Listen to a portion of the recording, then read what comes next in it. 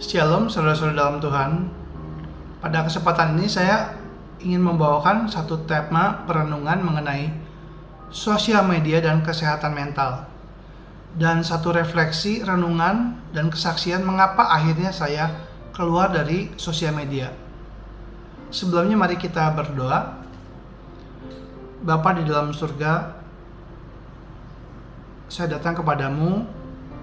Kiranya Engkau memberkati perenungan pada hari ini, supaya kiranya perenungan ini boleh menjadi berkat bagi teman-teman yang mendengarkan, untuk boleh mempunyai hikmat, mempunyai discernment di dalam kehidupan kami semua Tuhan, menghadapi di dalam konteks zaman sekarang ini, dengan ketika kami berhadap dengan sosial media.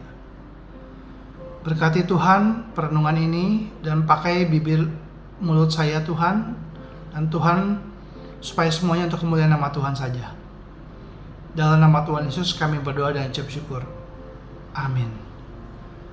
Saudara-saudara, sebelumnya mari kita baca satu ayat dari 1 Yohanes pasal 2 ayat 15-17. Saya bacakan. Janganlah kamu mengasihi dunia dan apa yang ada di dalamnya. Jikalau orang mengasihi dunia, maka kasih akan Bapa tidak ada di dalam orang itu.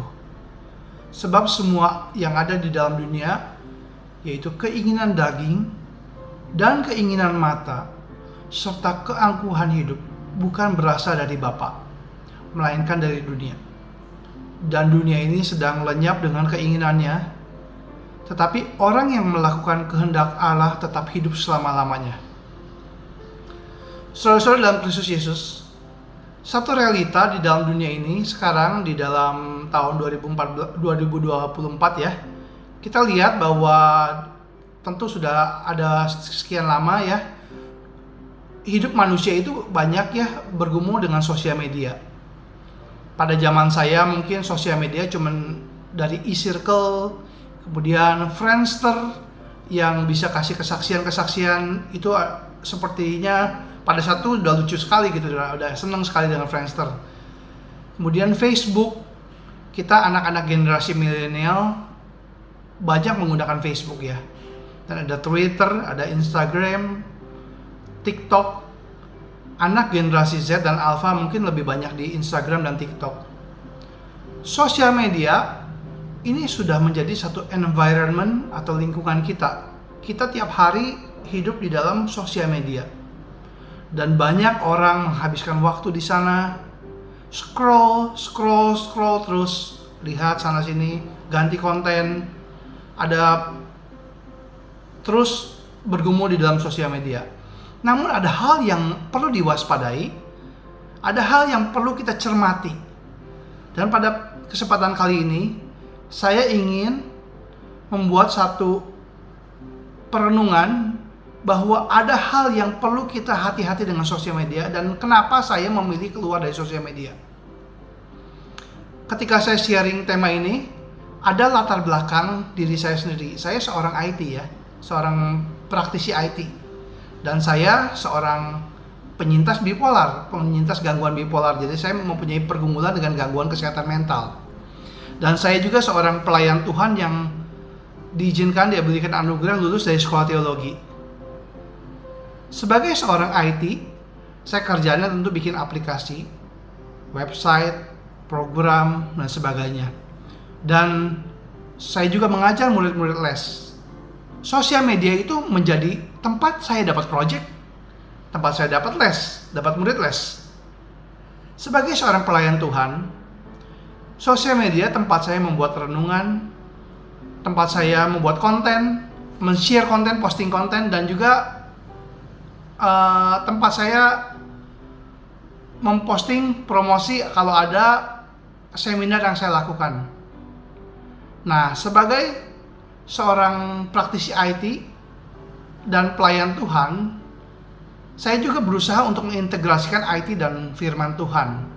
Dan saya juga seorang yang, kalau mungkin saudara-saudara mengikuti track record saya ada bergumul juga bersama-sama melayani pernah di Yayasan Lembaga Sabda menggunakan teknologi untuk kemuliaan Tuhan, IT for God, membuat aplikasi, belajar AI dan sebagainya. Sesungguhnya dari dulu saya adalah seorang yang pro sosial media, karena itu tempat saya sharing bahan rohani, promosi pelayanan dan sebagainya. Tempat saya juga kalau boleh dibilang ya sedikit eksis lah gitu. Namun sebagai seorang penyintas bipolar, saya juga bergumul dengan kesehatan mental. Dan saya merasa sosial media itu ada kaitannya dengan kesehatan mental juga. Dengan kecemasan, dengan distraksi-distraksi membuat nggak konsentrasi dan sebagainya. Kalau kita selidiki di dalam banyak research ya, orang-orang di generasi Z dan Alpha, mereka yang ya generasi di bawah saya gitu ya, yang anak-anak muda yang di bawah saya, dan juga anak-anak yang masih remaja, mereka itu banyak rentan terhadap cemas dan depresi. Dan saya rasa karena mereka hidup di dalam sosial media, ini mempengaruhi. Saya sudah lama bergumul dengan sosial media. Jujur, saya menyukainya. Kalau boleh dibilang ini menguntungkan bagi saya. Banyak hal yang menguntungkan bagi saya, tetapi saya juga menyadari bahayanya, mengganggu saya. Dan setelah lama bergumul, akhirnya saya mengambil keputusan untuk keluar dari sosial media. Mengapa saya keluar dari sosial media? Ketika membawakan renungan ini, saya tahu ini bukan satu prinsip universal. Bukan prinsip yang harus diterapkan untuk setiap orang Kristen. Karena ada orang Kristen yang Tuhan panggil untuk mewarnai sosial media. Kalau nggak ada orang yang mewarnai sosial media, semua gelap. Di dalam itu nggak ada yang memberitakan firman, nggak ada kesaksian, dan sebagainya. Kenapa saya keluar dari sosial media? Jujur, sosial media seperti Facebook, terutama ya, dan Instagram, dan terutama Facebook ya bagi saya, karena saya generasi milenial, itu membuat hidup saya tidak fokus. Banyak membuat saya terdistraksi. Membuat saya sering scroll, membuat saya sering juga bergumul jatuh bangun di dalam pencobaan konten dan gambar dan video, mengganggu konsentrasi. Saya setelah merenung lama, saya sadar kekuatan baca saya makin menurun, membuat hidup saya makin gak optimum.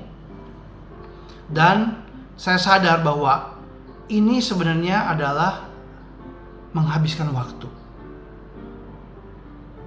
Kalau kita renungkan di dalam firman Tuhan, Rasul Paulus di dalam surat Efesus mengatakan, tebuslah waktu.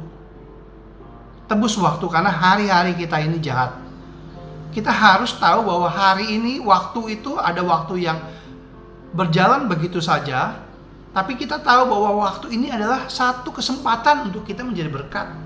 Waktu ini adalah tidak terulang lagi. Ini adalah waktu ini adalah suci. Waktu ini adalah anugerah. Ketika saya banyak scroll di dalam sosial media, saya sadar bahwa ini menghalangi saya untuk lebih berbuah mengikut Kristus. Ini mengganggu relasi saya dengan Tuhan. Apakah Anda mengalami hal ini? Coba Anda refleksi jujur dengan diri Anda sendiri. Dan akhirnya saya memutuskan untuk keluar dari sosial media, hapus akun Facebook dan Instagram secara permanen. Saya hapus akun saya nggak backup foto-fotonya. Saya juga share ke teman-teman dan hamba Tuhan yang lainnya. Tujuannya apa? Supaya nggak ada jalan mundur. Supaya nggak ada saya bikin lagi gitu ya. Karena kan cuman komitmen sama diri sendiri doang gitu. Tapi kalau saya bikin lagi kan saya mempermalukan diri saya juga. Tapi saya mau maju lurus. Dan setelah saya bergumul lama ya, ini pergumulan ini saya jalani nggak mudah ya. Apa yang terjadi waktu saya mau coba stop akun ini pergumulan berat. Saya pikir pekerjaan dan pelayanan saya banyak dari sosial media. Kalau jujur ngomong, sosial media itu menguntungkan saya. Saya banyak dapat project, dapat murid les itu dari sosial media. Tapi saya jujur juga sering tahu bahwa sumber temptation saya banyak dari sana. Seperti gate-nya gitu. Kalau kita setiap hari sering scroll di HP dan di komputer, nah, waktu hendak stop, waktu pengen stop, bergumul berat. Karena ini bagian kehidupan saya yang sudah terbiasa. tapi suara Tuhan dalam batin terus lebih kuat walaupun bergumul ya, perang ya. Saya seperti berperang, mana yang kamu pilih? Pilih Tuhan atau dunia, Allah atau banyak ilah lainnya? Mau kesenangan, kemudahan, bahkan image kita, jaminan untuk lebih banyak project, jaminan untuk dapat murid les. Akhirnya saya memutuskan, saya percaya Tuhan. Oh Tuhan, saya percaya Engkau. Saya tahu percaya Tuhan akan pelihara saya. Tuhan adalah kecukupanku dan Tuhan adalah sukacitaku. Sekali lagi, saya nggak mengatakan semua orang yang melakukan sosmed pasti salah dan duniawi ya. Ada kelompok orang Kristen yang dipakai Tuhan untuk menebus sosial media dan meneranginya. Seperti Yayasan Lembaga Sabda afiliasi saya ya. Dan saya pernah banyak terlibat di sana pelayanan juga, membuat aplikasi Alkitab, membuat banyak hal-hal yang berkaitan dengan teknologi untuk kemuliaan nama Tuhan. IT for God. Kalau nggak ada orang-orang seperti mereka, sosial media akan gelap tanpa memberitakan firman Tuhan dan kesaksian Kristen. Tetapi saya tahu pergumulan ini berbeda dengan saya. Saya punya pergumulan. Saya memilih jalan bukan untuk seperti gimana ya, saya memilih jalan stop. Ada orang yang memilih jalan untuk menebus, menggunakan sosial media untuk jadi berkat, tapi orang khusus saya memilih jalan untuk stop. Saya menjalankan prinsip metafora yang saya dapatkan dari perkataan Tuhan Yesus. Jika matamu menyesatkan, cungkilah itu. Ini metafora ya, bukan sesuatu yang harafiah. Mata itu sesuatu yang berharga. Seperti halnya sosmed itu sesuatu yang berharga bagi saya. Tapi saya harus cungkil karena itu mengganggu saya. Dan puji Tuhan saudara-saudara dalam Tuhan. Apa yang terjadi ketika saya stop account dan delete Facebook dan Instagram saya? Puji Tuhan, saya alami damai sejahtera luar biasa. Saya alami ketenangan dan saya alami sukacita. Saya makin bisa lebih komunikasi sama Tuhan, lebih bisa tenang. Saya percaya ke depan ini akan mempengaruhi konsentrasi dan fokus hidup saya. Saya rasa lebih bebas. Setelah saya keluar dari sosial media favorit saya, yaitu Facebook terutama ya, saya rasa dibebaskan. Saya nggak perlu adiksi untuk scroll setiap saat. Saya percaya bahwa kebiasaan saya kalau merenungkan firman Tuhan dan fokus konsentrasi pada yang baik, yang hidup, yang merenungkan firman Tuhan, ini akan memperkuat prefrontal cortex di otak, dan ini akan membuat gangguan cemas semakin menurun. Dan ini mempengaruhi gangguan kesehatan mental saya di dalam saya bergumul dengan bipolar. Nah, alasan saya meminta untuk Anda mempertimbangkan untuk bergumul, atau jika perlu untuk puasa atau bahkan sampai stop sosial media. Sekali lagi, ini bukan satu hukum Taurat, bukan satu perintah, bukan sesuatu yang general, tapi saya membiarkan Anda bergumul. Kenapa? Saya berkatakan, pertama, sosial media itu adalah ngehack sama hati dan pikiranmu. Kalau kita tahu bahwa misalnya seperti Facebook, Instagram gitu ya, itu dibaliknya itu ada AI, ada artificial intelligence yang membuat memprofiling diri kamu. Kamu sukanya apa? Kamu sering masuk kontennya apa? Kamu sering berkomunikasi dengan siapa? Jujur ya, kalau kamu sering ada klik apa gitu ya, maka akan muncul lagi konten-konten serupa. Saya sudah coba, misalnya saya klik soal diet. Kenapa ketika saya klik satu kali soal diet, sering kali saya dibombardir banyak konten-konten soal diet. Ketika saya klik konten soal AI, karena saya seringkali bergumul untuk mempelajari AI lebih dalam, semua berita-berita tentang AI.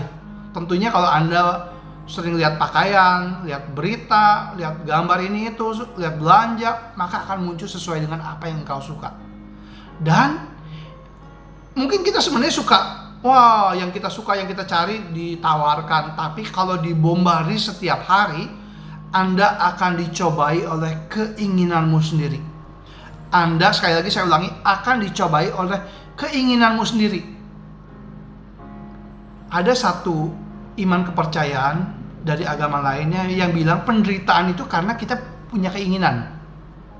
Saya pikir ya, kepercayaan iman ini ada melihat pasal tertentu yang benar.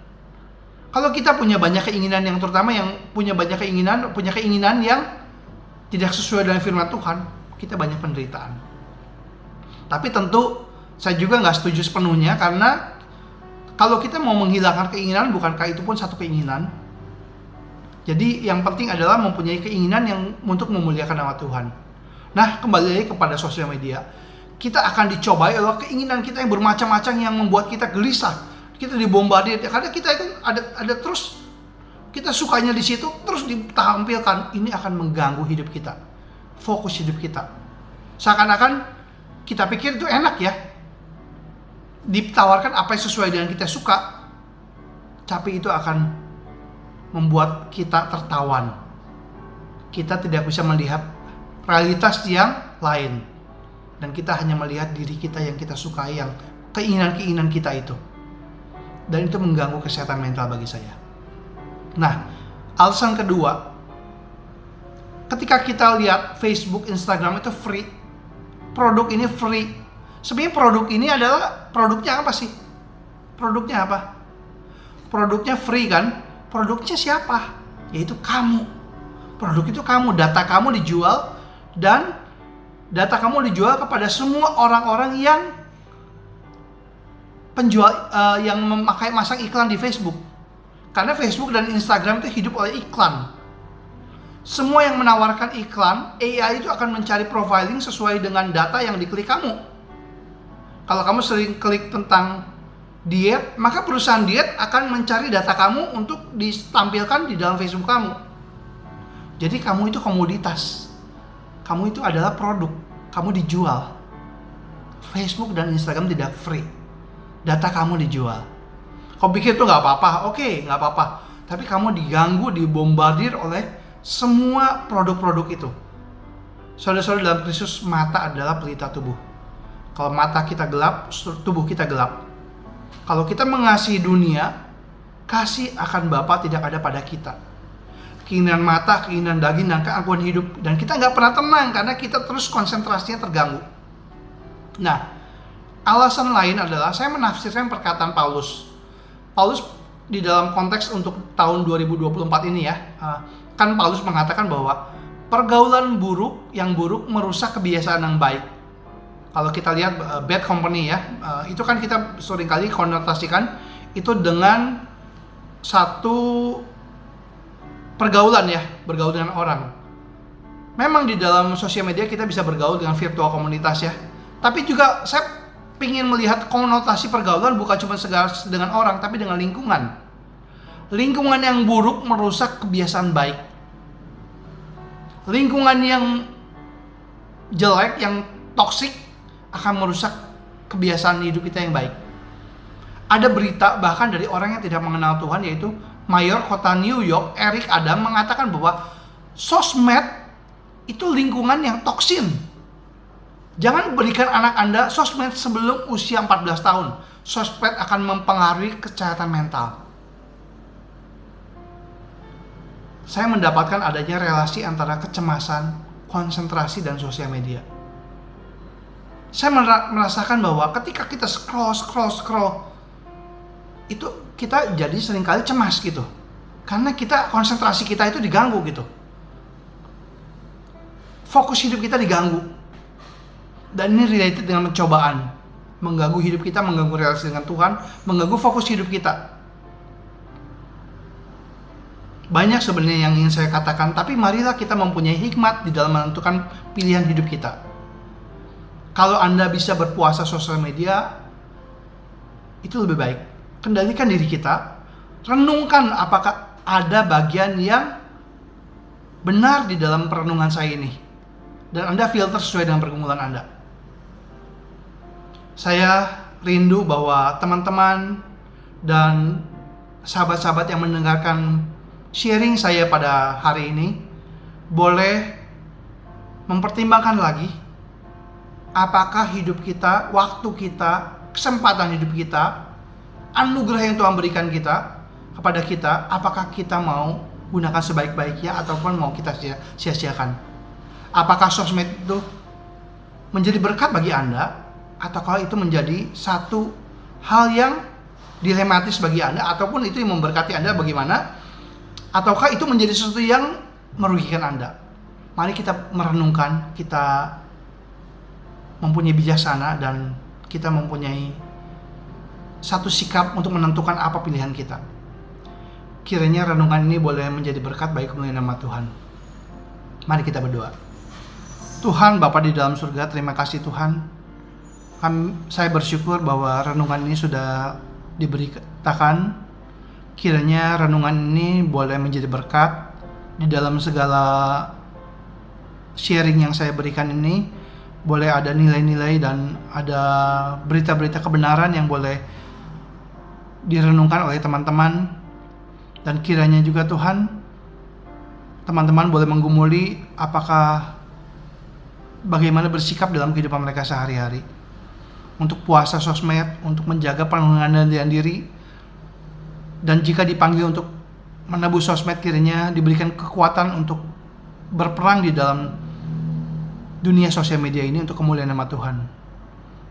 Kiranya Engkau sendiri yang bertahta, Engkau sendiri memimpin, berkati setiap kami. Saya bersyukur di dalam nama Tuhan Yesus kami ucap syukur. Amin.